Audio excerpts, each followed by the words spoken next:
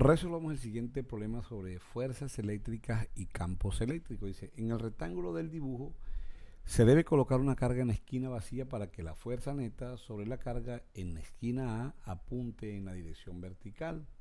La pregunta: ¿qué carga, magnitud y signo algebraico debe colocarse en esa esquina vacía? Entonces, fíjense que la fuerza resultante en este punto A es verticalmente y está hacia abajo, ¿cierto?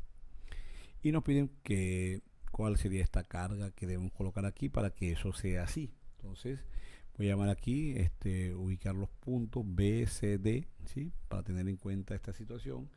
Y lo que vamos a hacer es ubicar primero las fuerzas que actúan entre estas dos cargas, la A y la B. Fíjense, como esta carga es positiva y esta es positiva, esa fuerza de repulsión, ¿cierto? Entonces sería F1, que es la que vamos a tener en cuenta porque el punto A es nuestro objetivo para hacer el diseño de este, este ejercicio. F2 es esta fuerza que actúa entre la carga A y la carga D. Como son positivas, pues este es el sentido de estas fuerzas y nos quedamos con F2. Y un detalle importante, que ya podemos conseguir el signo de esta carga. ¿Por qué? Porque como la resultante debe ser así, totalmente vertical, entonces F2 debe eliminarse, y para que se elimine, es decir, esta carga es positiva y esta tiene que ser negativa para que las fuerzas entre esta carga y esta carga tengan este sentido, se atraen.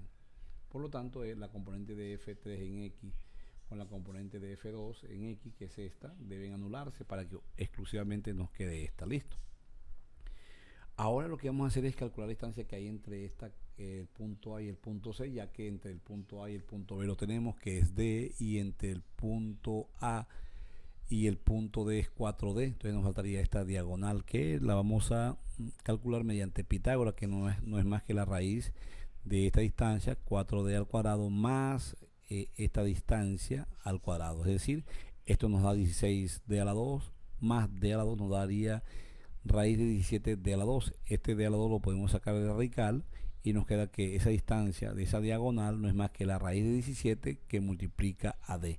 D está por fuera del radical. Ahora sí, F1, que es esta fuerza, es la que ocasiona entre la carga A y la carga B. Entonces sería la constante electrostática por la carga A por la carga B por esta distancia, que sería D al cuadrado.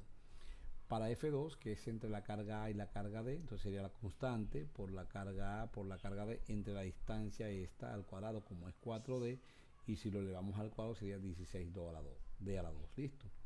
Y F3, fíjense, sería entonces la constante electrostática por la carga A por la carga C entre la distancia de esta diagonal al cuadrado. Fíjense que si elevamos esto al cuadrado, ¿sí? X al cuadrado, que es lo que necesitamos, el 17 saldría del radical, ¿sí? Y la D sería al cuadrado. Entonces, por eso está aquí 17D a la 2. Ahora sí, hagamos el análisis. Este es el ángulo θ, porque F3 no está ni en el eje X ni en el eje Y, está en un grado de inclinación, y que es este mismo ángulo que está aquí. Entonces, esta fuerza 2, ¿sí? Que tiene que anularse para que la resultante sea en este sentido, debe ser igual a la componente de esta fuerza en X, que es F3 coseno del ángulo. F2 la conocemos, fíjense, que es esta expresión, vamos a colocarla aquí, y va a ser igual a F3, que es esta expresión, que multiplica el coseno.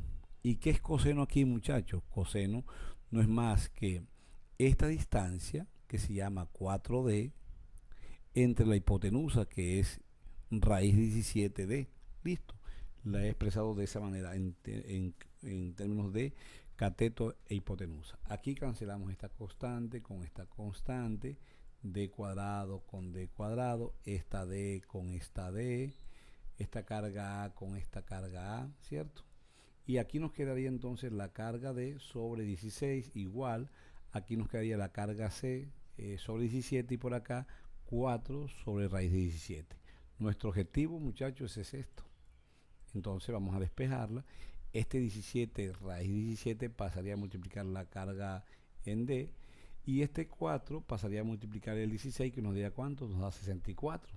Ahora, muchachos, obra de carpintería, y 17, que multiplica la raíz de 17 por la carga D, ¿sí? ¿Cuál es la carga D?